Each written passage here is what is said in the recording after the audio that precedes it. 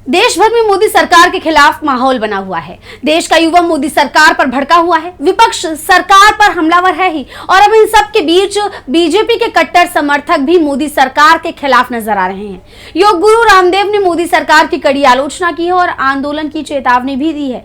क्या कुछ कहा रामदेव ने और क्या है पूरी खबर, देखिए इस रिपोर्ट में। मोदी सरकार के खिलाफ देश भर में जिस तरह से अब गुस्सा बढ़ रहा है, उसके चलते अब सरकार का उसके कट्टर समर्थकों ने भी साथ छोड़ना शुरू कर दिया है। पार्टी के अंदर तो दबी जुबान में आलाकमान की आलोचना हो ही रही है। अब कैमरे के सामने भी लोगों ने बोलना शुरू कर दिया है, जिसमें रामदेव का नाम टॉप पर है, क्योंकि उन्होंने तो सीधे आंदोलन करने की ही चेतावनी दे डाली है।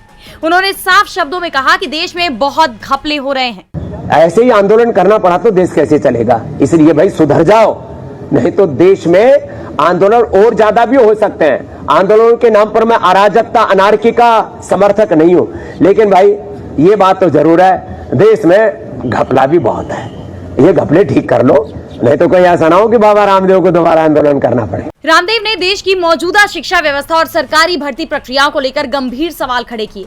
उन्होंने शिक्षा के क्षेत्र में बुनियादी सुविधाओं की कमी, नकल और पेपर लीक जैसी घटनाओं के साथ साथ सरकारी नौकरियों की भर्ती प्रक्रिया में कथित भ्रष्टाचार पर भी चिंता जताई। रामदेव ने सरकारी नौकरियों की भर्ती प्रक्रिया पर तीखी टिप्पणी की।